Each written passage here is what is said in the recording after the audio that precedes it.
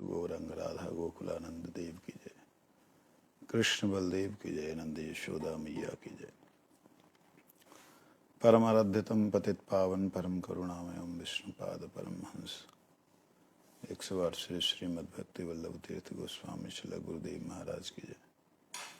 नित्य लीला प्रविष्टम विष्णुपाद भक्ति दयित माधव गोस्वामी महाराज की जय। जय श्री रूपानुग गुरुवर्ग वृंद की जय। पंचतत्वात्मक गौर हरि की जय। नामाचार्य हरिदास ठाकुर की जय। समागत भक्त वृंद की जय। गौर प्रेमानंदे हरि हरि बोल।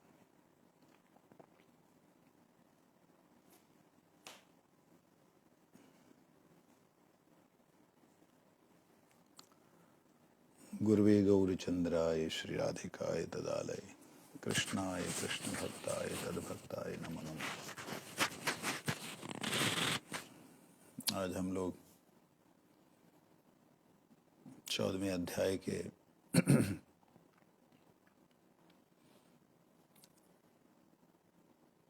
8वें श्लोक श्वेताश्वर उपनिषद का चिंतन कर रहे हैं। कल तक गोवर्धन में थे, आज किसी सेवा के लिए मुझे दिल्ली आना पड़ा और यहाँ से इसे अभी हम चिंतन करेंगे। कल हमने सुना था अपानी पादो यवनो गृहीता पश्यत अचक्षु शृणुत्यकर्ण स वेत्ति वेद्यम न यस्तस्यस्ति वेत्ता तमाहु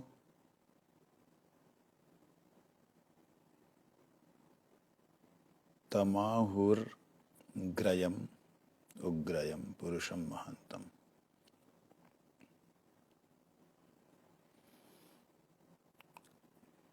कल श्रवण किया था कि बिना नेत्रों के सुनते हैं वो, बिना कानों के चलते हैं।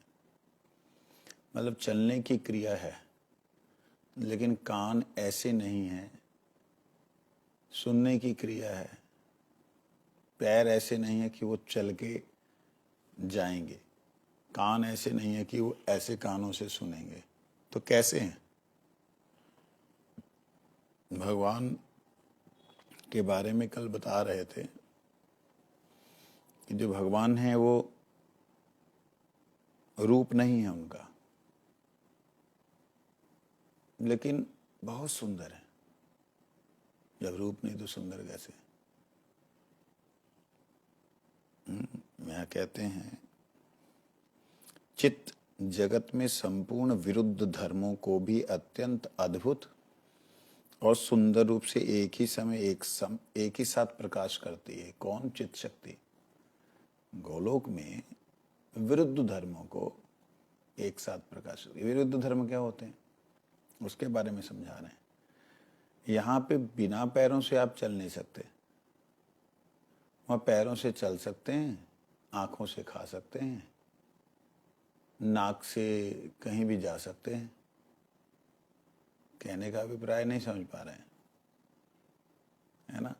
इसको समझा जा नहीं सकता, लेकिन फिर भी समझाने के लिए, जैसे मान लो आपके पास ऐसी शक्ति हो कि आप कोई भी इंद्रिय से कुछ भी कर सकते हो।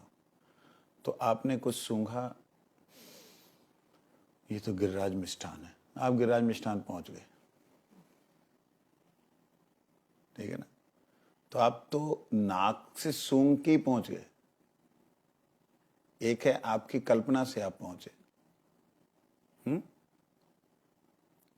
भगवान की कल्पना, भगवान के धाम वासियों की कल्पना नहीं होती, वो सत्य होता है। देखा, देखते ही खा लिया, दृष्टि से ही पा लिया, दृष्टि भोजन कर लिया। कानों से सुना, कृष्ण का रूप देख करके बादल जो हैं सोचते हैं हम भी ऐसे रूपवान होते। वो कृष्ण का रूप देख करके बादल सुनते हम भी ऐसे वान होते। तो ये जो सुना उन्होंने, वो सुनते ही उस लीला में पहुंच गए। बात समझ पा रहे हैं?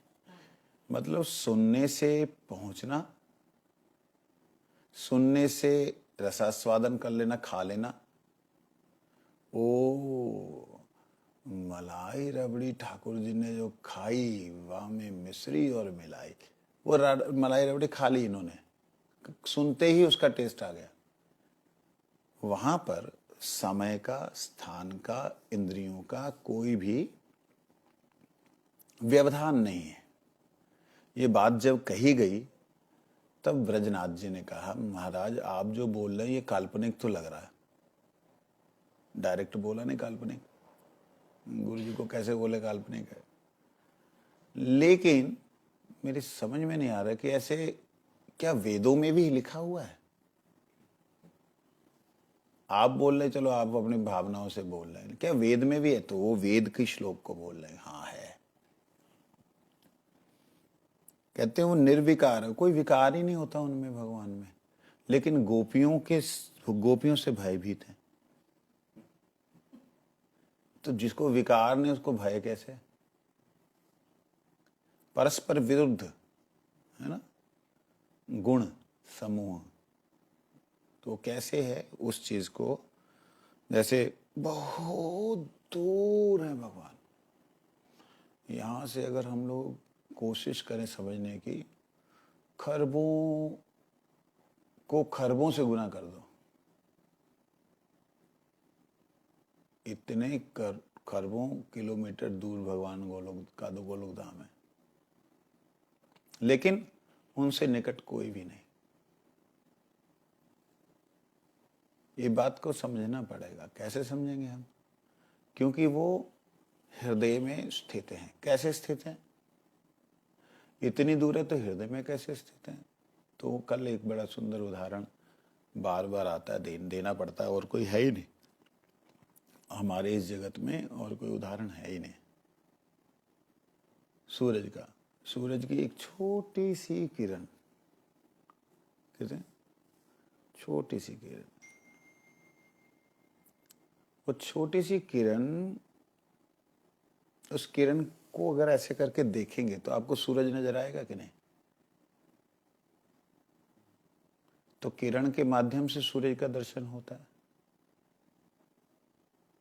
क्या आपको सूरज का दर्शन हुआ किरण के माध्यम से?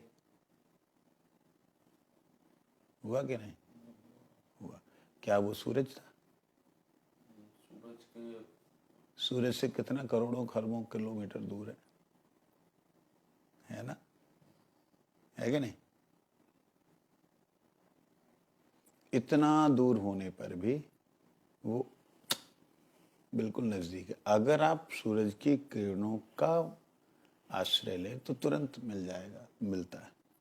ऐसे ही हम लोग अपनी मन बुद्धि का आश्रय लेकर के भगवान को देखना चाहते हैं, जिसके कारण उनका मिलन नहीं होता।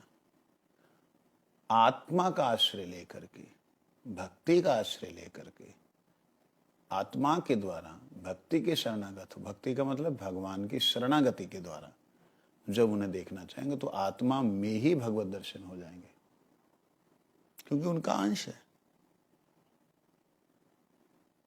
तो इसलिए अत्यंत दूर है और उनसे अधिक समीप कोई हो नहीं सकता आत्मा के।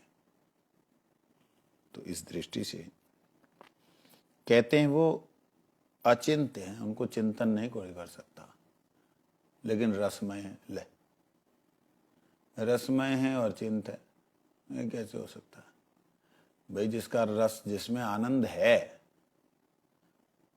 तो आनंद तो चिंतन के अंदर ही आएगा ना। शांत भक्तों के आनंद का वर्धन करने वाला, तो शांत भक्तों को उसका चिंतन हो रहा है आनंद का, तभी तो दर्शन कर रहे हैं, सेवा कर रहे हैं। दास्य भक्त, सख्य भक्त, वात्सल्य भक्त, तो ये सबको आनंद देने वाले, सबको रस में डुबाने वाले, वो कहते अचिंत। अचिंत होंगे तो चिंतन में कैसे आएंगे? रस का अनुभव कैसे होगा? नहीं हो सकता। तो इसलिए यहां कहने का अभिप्राय है कि जो रस है उस रस में वो अचिंत है। उदाहरण के लिए आपने रसगुल्ला खाया, रसगुल्ले का कितना मिठास है, उसका वर्णन कर सकते हो, उसका चिंतन कर सकते हो। इतना मीठा था ना, वही मीठा आप दूसरे को दे दो, वो बहुत मीठा है रे बाबा, जिसको शुगर हो रखी है। कोई मीठा, ज्यादा मीठा खाने वाले को तो मीठा ही नहीं है, तो फीका है। तो उनका कोई भी व्यक्ति थर्मामीटर नहीं है दिमाग में बैठा हुआ कि भाई इतनी मिठास होने से मीठा होगा। अच्छा, अपने अपने भाव के अनुसार शांत रस के जो भक्त हैं वो ठाकुर जी का, दास्य रस के, सख्य रस के, वात्सल्य रस के, मधुर रस के जो भक्त हैं, भगवान की एनर्जी, नॉट भक्त शब्द बोले, वो भगवान की जो एनर्जी निकल रही, वही एनर्जी रिवर्स में जब आती तो देखती भाई हम पार नहीं पा सकते, जितना ले सकते उतना ही हम समझ सकते हैं। समझ आई बात?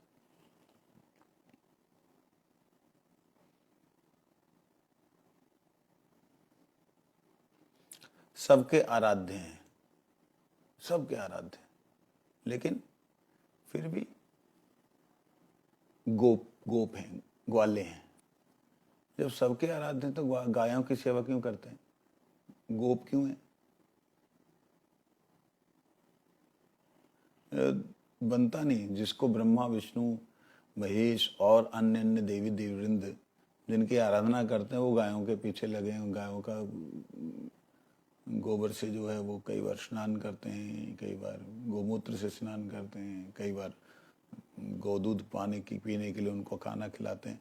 ये सब क्या है? कहते सर्वाराध्य होकर के भी गोप कुमार है। इसका मतलब ये है कि भगवान एक ही समय में सर्व आराध्य भी हैं। ब्रह्मा जी के सामने दिखला दिया, सारी सृष्टि मेरे अधीन, कैसे अधीन है, और देख करके बोल दिया उन्होंने, भैया आपसे कोई श्रेष्ठ है ही नहीं, था ही नहीं, होगा भी नहीं। और उभय उसी समय पे वो गायों की सेवा है, मतलब सर्व आराध्य होकर के भी वो अपने जो दास हैं उनकी संतुष्टि के लिए, उनकी सेवा में शांत अपने आप नहीं कुछ कर सकता, इसलिए उनको संतुष्ट करने के लिए गोप कुमार भी। कहने का अभिप्राय एक परस्पर विरुद्ध भाव है, सर्वनियंता हैं लेकिन डरते हैं। तो ये दोनों एक साथ कैसे हो सकते हैं? कहते यही चित्त शक्ति जो भगवान की ऐशी शक्ति है, चित्त शक्ति जो भगवान की ईश्वरीय शक्ति है, उसे ऐशी शक्ति भी कहते हैं। वो चित्त शक्ति जो है उसकी ये क्रिया है, उसकी ये लीला है। अब चित्त शक्ति मतलब अपने आप की शक्ति की भगवान की एक विशिष्टता है। ये कहते ये थोड़े से गिनाए हैं असंख्य। तो उसके लिए उन्होंने वज्राधन का क्या है, वेद भी इसको स्वीकार करते। तब ये बात आई, अपाणि पादो यवनो गृहीता पश्यत चक्षु सशृणुत्य कर्णा यवेत्ति वेद्यम न यतस्यस्ति वेत्ता तामाहुग्रयम महंतम पुरुषम महंतम। ये बात तब उन्होंने कही।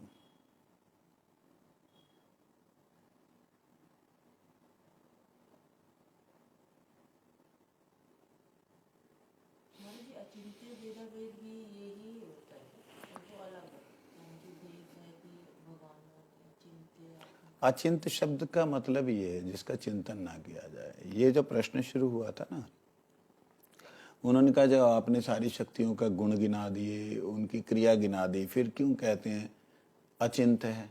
हमने तो चिंतन कर लिया। कहते अब बताता हूँ अचिंत कैसे है। ऐसे अचिंत है कि तुमने एक एक शक्ति के बारे में सुन लिया ऐसा ऐसा, लेकिन एक ही साथ सारी शक्तियां, छाया भी सूर्य भी एक साथ कैसे हो सकते? लेकिन है। कैसे हैं? दिन और रात एक साथ नहीं हो सकते। कहते कैसे हैं? अब सुनो तुम कैसे हैं। वो इसलिए अचिंत है। जैसे अब आप देखिए, पृथ्वी, इस तरफ अंधेरा है, इस तरफ अभी किसी को मेरा फेस नजर नहीं आ रहा, तो मेरी तरफ जहाँ इधर जो आने वाली किरणें, उनसे फेस नहीं होने से अंधेरा हो गया, जैसे रात हुई थी। लेकिन इसके इधर से किरणें निकल रही हैं और इधर से किरणें निकल करके चंद्र के ऊपर पड़ रही हैं। चंद्र हमारे सामने है, चंद्र हमारे सामने है और चंद्र के ऊपर छाया हमारी पृथ्वी की नहीं पड़ रही, क्योंकि उसको साइड से सूरज की रोशनी मिल रही। अंधेरा यहां तो है जिसने पीठ की है, ठीक है, लेकिन क्या वहां अंधेरा है? नहीं, वो हमारे सामने है। चंद्र हमारे सामने होने पे भी चंद्र पे अंधेरा नहीं है। कुछ बात समझ आई? रात में चंद्र जो है ऐसे पूरब से उदित होता है, पूरा जाके अस्त हो जाता है, ये हम देखते हैं, लेकिन वो पूरे के पूरे चंद्र में कहीं भी छाया नहीं पड़ती पृथ्वी की। क्या अद्भुत वो है। बात समझ पा रहे हैं आप? क्यों? क्योंकि वो सूरज के सामने है। हम सूरज के सामने नहीं है, हमने सूरज को पीट कर रखी है। तो एक ही समय में अंधेरा भी है और एक ही समय में उजाला भी है किसके अंदर? सूरज की किरणों के अंदर ही अंधेरा बना।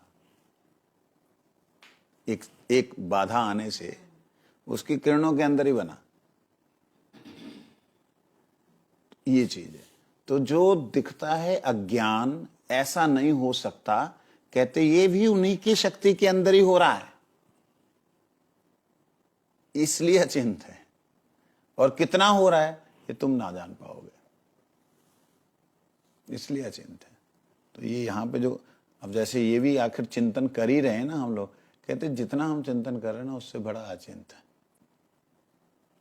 यहाँ ईशा उपनिषद के 5वें 8वें मंडल में लिखा है, तद एजति तन्न एजति तद्दूरे त्वदन्ति के तदंतरस्य सर्वस्य तदु सर्वस्य अस्य बाह्यता। तो शब्द ही बड़े भयंकर शब्द हैं, समझ में नहीं आते। कहते वे परमेश्वर चलते भी हैं और नहीं भी चलते। वे दूर से भी दूर हैं और अत्यंत समीप भी हैं। वे इस समस्त विश्व के भीतर और बाहर सर्वत्र परिपूर्ण हैं। यही चित्त जगत में समस्त विरुद्ध धर्मों का युगपत सामंजस्य है।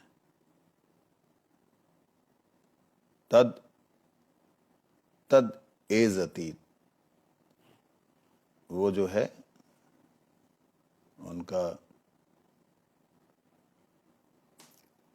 गति जो है वो गति है।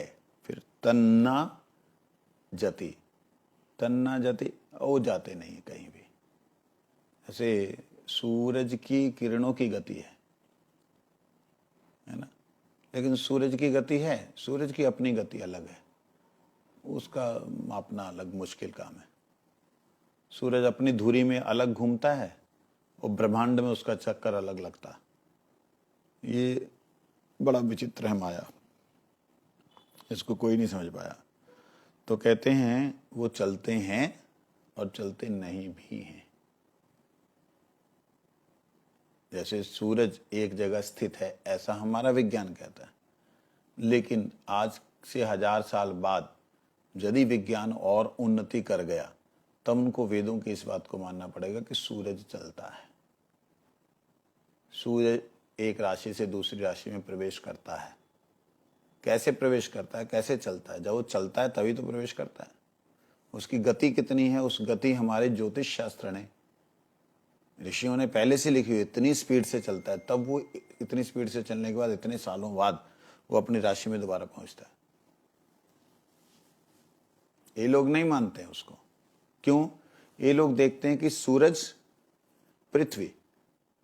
पृथ्वी के साथ जुड़े हुए नक्षत्र, चंद्र उसमें एक जो है उपग्रह है, तो ये देख रहे हैं कि ये घूम रही है पृथ्वी और चंद्र इसके पृथ्वी के चारों तरफ घूम रहा है, और ये जो है ना पृथ्वी इसके सूरज के इधर घूम रही है, ये सिर्फ इतने देखते हैं, लेकिन ये पूरी की पूरी गैलेक्सी किसके आगे घूम रही है, ये इनका दिमाग नहीं काम करता। जैसे अभी हम लोग कहेंगे कि पृथ्वी घूम रही है, कह ही नहीं सकते। आप शो ही नहीं कर सकते कि पृथ्वी घूम रही है, आपके पास कुछ है ही नहीं दिखाने के लिए कि पृथ्वी घूम रही है, क्योंकि उसके ऊपर आप घूम रहे हैं। पृथ्वी वहीं की वहीं है, लेकिन आपको यह नहीं पता है कि 2000 किलोमीटर प्रति घंटे की रफ्तार से घूम रही। 2000 किलोमीटर प्रति घंटा। जो जहाज चलते हैं ना, जहाज, उनकी स्पीड से भी दोगुनी।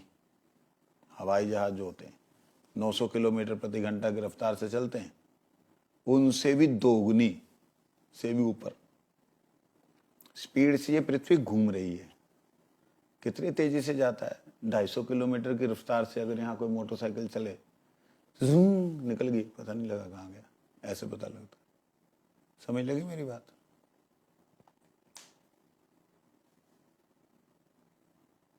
तो इतनी स्पीड से घूमने वाली पृथ्वी हमें लगती है पृथ्वी घूम रही है, स्थिर लगती है। तो इसी प्रकार से भगवान के बारे में कहते हैं, ये भगवान के धाम की बात है। भगवान नित्य वहां विराजमान हैं, और विराजमान होते हुए भी वो कहीं जाते नहीं, लेकिन भक्तों के हृदय में जाकर के वो लीला कर रहे हैं। उनके साथ खेल रहे हैं, उठ रहे हैं, बैठ रहे हैं, सब लीलाएं हो रही। तो कहते हैं वो चलते भी हैं और नहीं भी चलते, वे दूर अति दूर हैं, सबसे समीप हैं। ये तो पहले बोल दिया था। इस समस्त जो विश्व है उसके भीतर और बाहर परिपूर्ण है। जैसे मैंने अभी उदाहरण दिया था, सूरज की किरणें बाहर भी हैं, भीतर भी हैं। हम छाया में हैं, छाया में होने से ही पृथ्वी पर उसकी रोशनी आ रही है, पिछले पास से आ रही, ये बात। अच्छा, पृथ्वी का कोई पिछला हिस्सा भी है?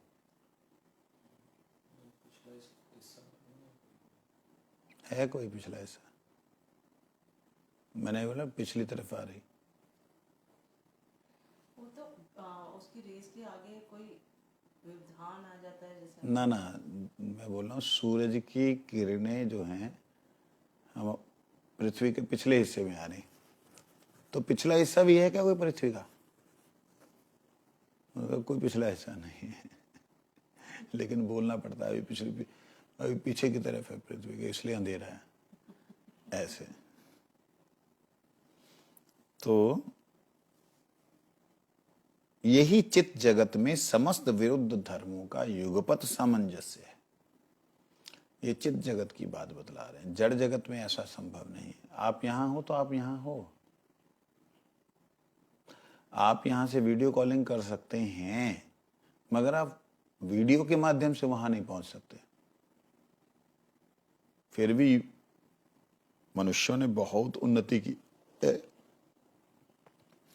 कि वो इन इंस्ट्रूमेंट्स के माध्यम से कहीं दूसरी जगह पे अपने आप को जो है वो क्या होता है,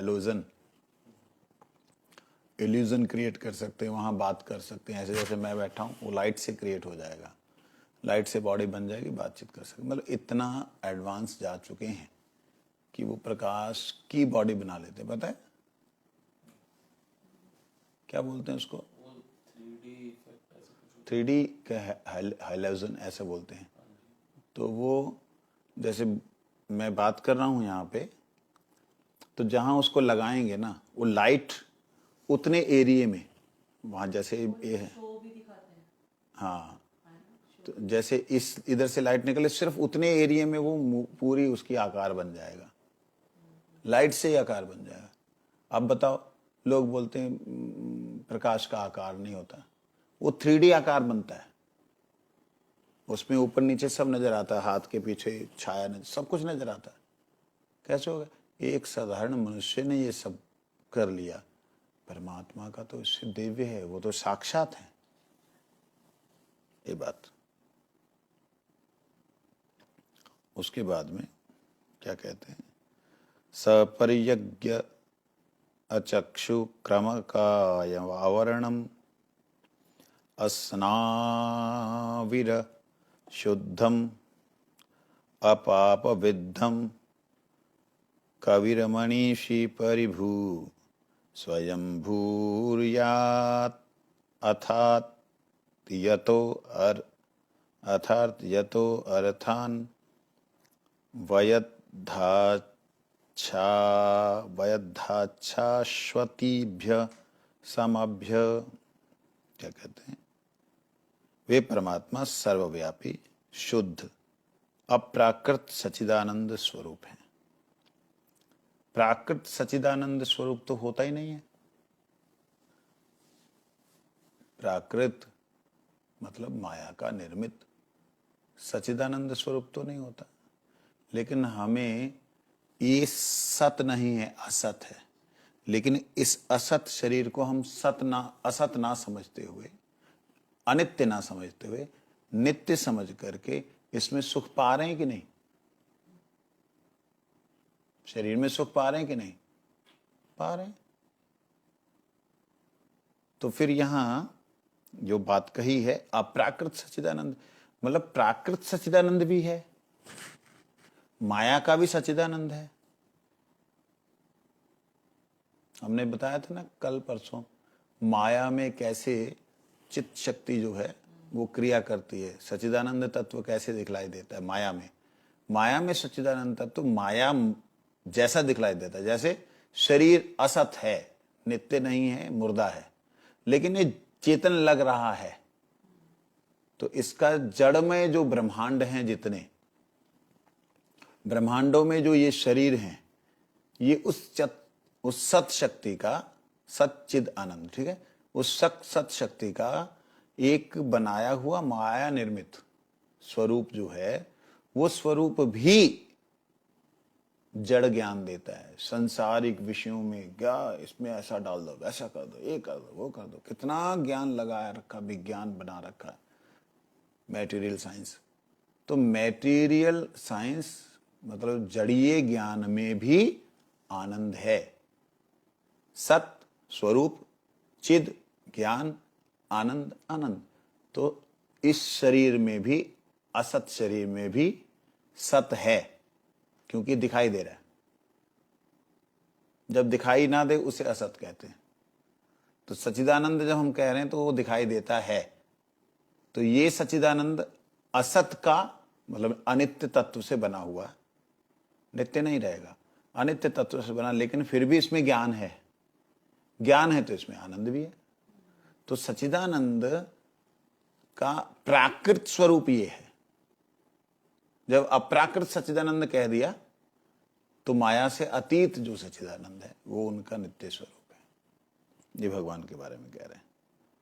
वो परमात्मा सर्वव्यापी हैं, शुद्ध हैं, अप्राकृत सच्चिदानंद स्वरूप हैं, अकाय अर्थात काय रहित हैं, शरीर रहित हैं।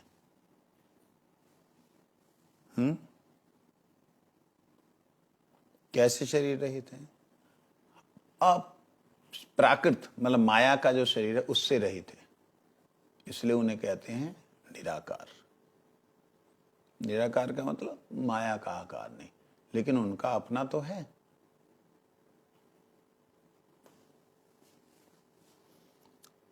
वो कहते छिद्र रहित हैं। भगवान में कोई छिद्र नहीं है, शिराओं से रहित हैं। शिरा जैसे नसें होती है ना, ये भगवान में नहीं है। भगवान जब इस धरातल पे आते हैं, जब मनुष्य शरीर धारण करते हैं, तब वो शिराएं होती हैं।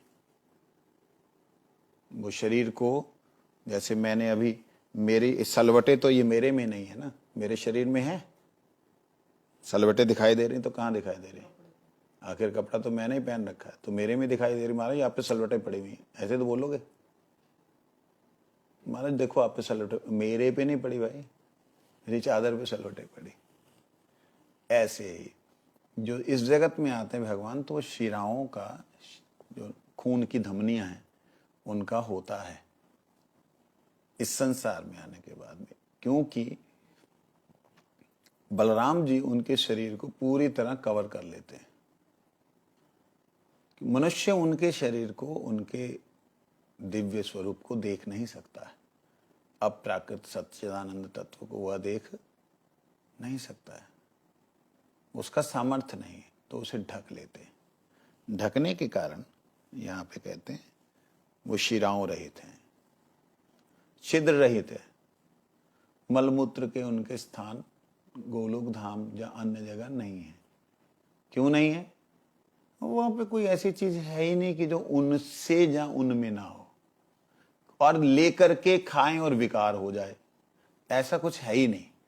वो खाएंगे तो वो उसमें समा गए, और समाते हुए भी जो तत्व उनमें जा रहे हैं वो चाहें तो वो तत्व अपने आप को, वो आत्माएं अपने आप को नवीन स्वरूप से फिर दोबारा प्रस्तुत कर लें,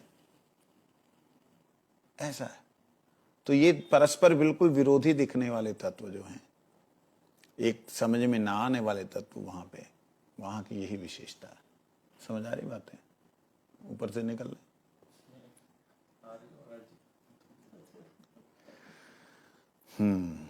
उनकी कोई उपाधि नहीं है। उपाधि का मतलब क्या होता है?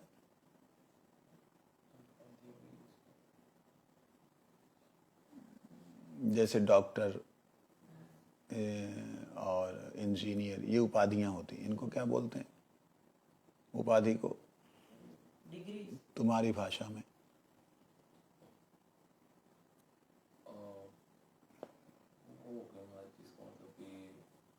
जो हमारी सोसाइटी में एक स्टेट हो गया है, या फिर स्टेटस बोल सकते हैं। चलो छोड़ो, इंग्लिश में इसका शब्द मिलना मुश्किल है। उपाधि का मतलब होता है बुद्धि जो है उस जैसी है उसके ऊपर कोई और आके बैठ जाए। उपाधि जो है स्वरूप मेरा, उसके ऊपर, उस बुद्धि के ऊपर, धी के ऊपर, धी मतलब बुद्धि, उसके ऊपर आके कोई बैठ जाए, उपाधि। मैं था मनुष्य, मेरे को बना दिया ब्राह्मण, क्षत्रिय, वैश्य, शूद्र। समझे नहीं? ये उपाधि है। किसके ऊपर? आत्मा के ऊपर। इसकी उपाधि के बाद में फिर मेरे को रूपवान, गोरा है तो काला, ये और उपाधि। फिर इसके ऊपर मैं डॉक्टर, मैं इंजीनियर, ये लेवल्स। उपाधि मतलब एक एक टैग लगाना, ये टैग्स लगा दिए तो कहते हैं वो उपाधि रहित हैं, उनके ऊपर कोई टैग नहीं। कहते फिर उनको ये बोला गया, वो बोला गया, ऐसे हैं वैसे हैं, कहते वो हैं, उन्होंने लिया नहीं है, टैग नहीं लिया किसी से। टैग्स बोल सकते हैं। कवि, कवि का मतलब क्या होता है? जानने वाला, और तुरंत कुछ शब्दों से बना देने वाला, उसे कवि कहते हैं। जो शब्दों से कुछ बना दे। शब्द अ क ख ही हैं, लेकिन जो कवि जब बोलता है ना तो दिमाग सबके घूमते, क्या बोला, अरे क्या बात है ना।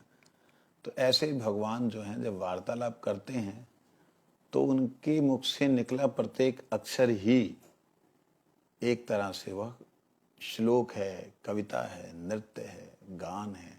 वो कवि, कवि का और अर्थ होता है कि जो सर्वज्ञ हो, उसे भी कवि कहते हैं। तो सब कुछ जानता हो।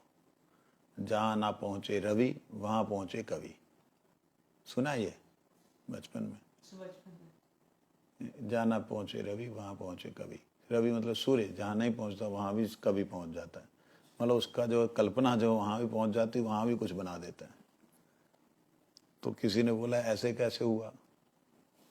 कहते एक कवि गया अपना कविता सुनाने के लिए। जैसे उसने सुनाने शुरू की, सब लोग उठ उठ के चले गए।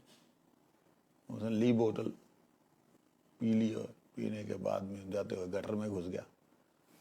गटर में घुस के कहता कि जब उसको होश आया, कहते वाह आज समझ आया, जहाँ ना पहुंचे रवि वहां पहुंचे कभी।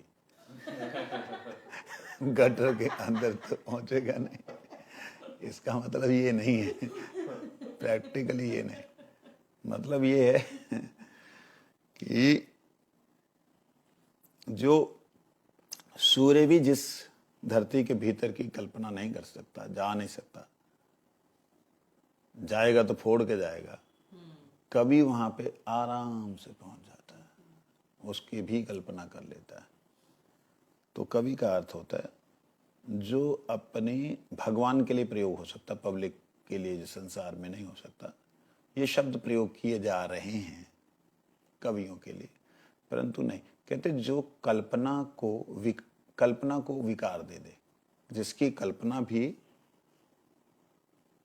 आकार धारण कर ले, विशेष आकार धारण कर ले, वो है कवि। बने बोलो, कवि, कल्पना भी, जिसकी कल्पना भी आकार धारण कर ले। कैसा आकार? विकार, विशेष आकार धारण कर ले। मतलब भगवान ने अगर कुछ बोला ऐसा, हमारे पास कितने रंग हैं? 1000 तरह के रंग होंगे, मैक्सिमम सिमिलर होंगे, थोड़े थोड़े थोड़े थोड़े अंतर वाले होंगे, ज्यादा से ज्यादा।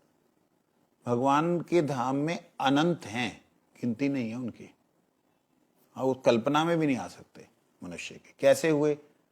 भगवान ने जैसे ही कल्पना की, उसके अंदर विकार आ गया, क्रिया हो गई। भगवान, ये भगवान के लिए कवि शब्द प्रयोग हो सकता है, संसार के लिए नहीं। और कहते सर्वज्ञ हैं वो। ऐसा नहीं है कि चल मैं तो अभी मंदिर में नहीं हूं, बाहर कुछ भी कर लूं। मंदिर में होते, ठाकुर जी के सामने खड़े होते भी कुछ गलत विचार आ सकते, विकार आ सकते। कहते जो तुम्हारे अंदर आ रहा हो उनके अंदर पहले ही उनको पता है। कहते इसका मतलब भगवान तो पागल हो जाएंगे, सबका पता हो तो, है ना? नहीं होंगे। अगर वो सबका ही उनको पता रहे कि वो क्या कर रहा है, ये क्या कर रहा है, क्या कर रहा है, एक जीव थोड़ी है, हमारे शरीर में खरबों है, बाकी।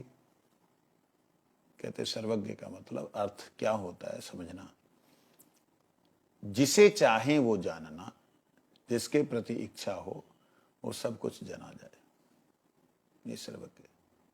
वो ना जानना चाहे तो वो कुछ नहीं जानते। सर्वज्ञ हो करके भी वो किसी के बारे में कुछ नहीं जानते। ऐसे सर्वज्ञ शब्द प्रयोग होता है, लेकिन वही नर भाव को लेकर के कुछ भी नहीं जानते। नर भाव ऐसे ही है, मालूम? मनुष्य का जो भाव है वो अभी सुन के क्या, गायब, खत्म। ऐसे ही भगवान नर भाव को प्राप्त होते हैं, नॉट वो है नहीं, नर भाव को प्राप्त होते हैं, मनुष्यों जैसा भाव ग्रहण करते हैं जब इस संसार में आते हैं, धरातल पे आते हैं। और नित्य गोलोक धाम में भी अपनी लीला में है। एक लंबा सांस लिया तो ब्रह्मा जी खत्म होके दोबारा पैदा हो गए। इतना टाइम का वो है, टाइम स्पैम है उसमें, इतना टाइम का लैप है। समझ लगी? हम ब्रह्मा जी के एक दिन को ही नहीं गिन पाते।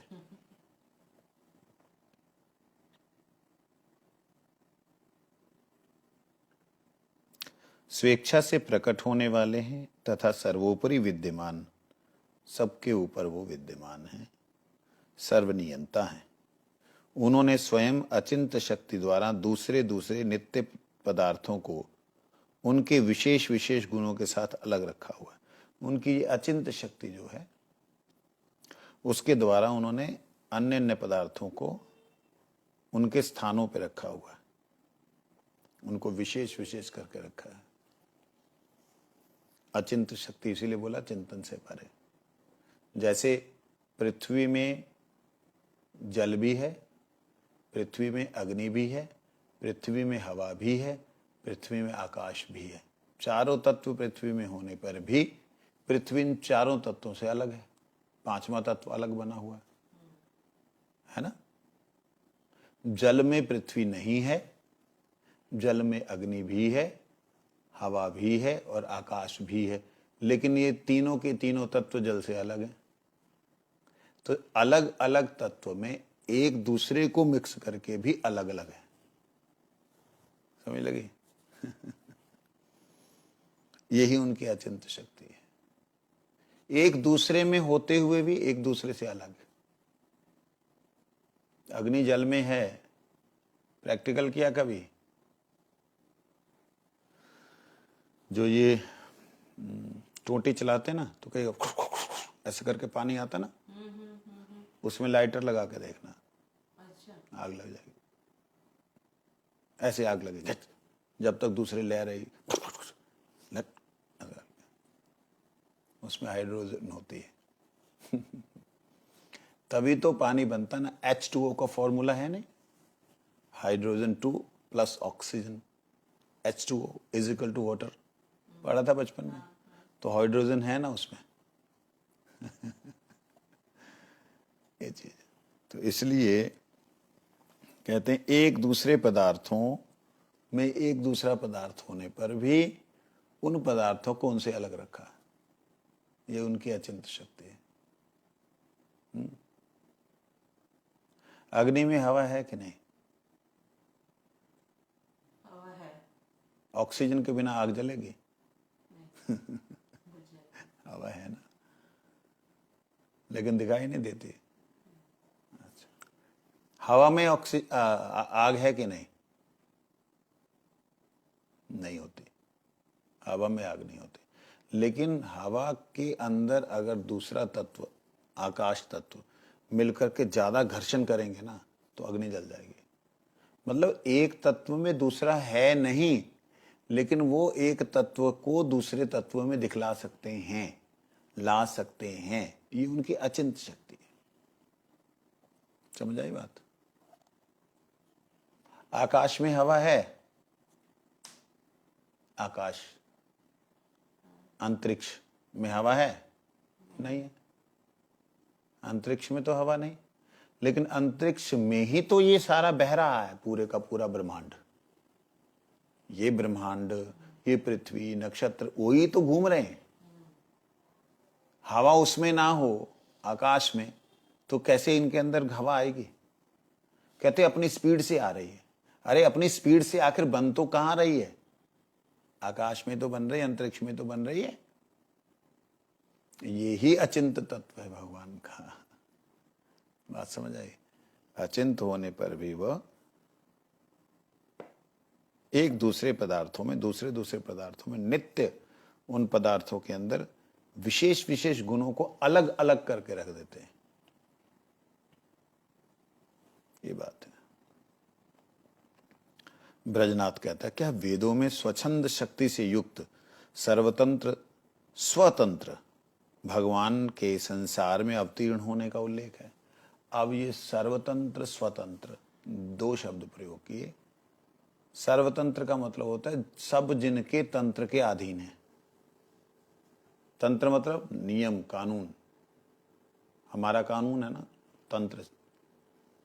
तो जो सर्वतंत्र, जिनके ऊपर, जो सबके ऊपर, सब तंत्र मतलब जिनका कंट्रोल सबके ऊपर है, कहते वो सर्वतंत्र और स्वतंत्र। उनके ऊपर किसी का कंट्रोल नहीं, वो स्वतंत्र है अपने ही मस्ती में। कहते वो वाले तत्व जो हैं, वो वाले जो हैं, वो क्या धरती पे आते भी हैं? यहाँ उनसे जो हुआ है वो सब आते हैं। वो तो नहीं आ सकते क्योंकि वो इतने महान है। वो क्यों, कैसे आ सकते हैं? छोटे से क्षुद्र से एक, क्षुद्र से एक ब्रह्मांड में, ब्रह्मांड में भी एक पृथ्वी है, पृथ्वी में एक धाम है, छोटे से कैसे आ सकते हैं? क्या इसका कोई वेदों में उल्लेख है? क्योंकि ये वेदों से जानना चाह रहे हैं। क्यों वेदों से जानना चाह रहे हैं? क्यों पुराणों से, पुराणों वगैरह से नहीं? इसलिए नहीं क्योंकि पुराणों को वैदिक पंडित नहीं मानते, तो वेदों से ही समझाओ। तो ये बात बोली, इसको हम कल श्रवण करें। वंशल पतिता नाम पावन वैष्णव। कल तो हमने जयपुर जाना है, तो कितने बजे वहाँ की ट्रेन होगी मुझे ध्यान नहीं है। अगर सवेरे के समय हुई तो शायद कल नहीं आ पाऊंगा, लेकिन आप लोग रहिएगा। जय राधे श्याम।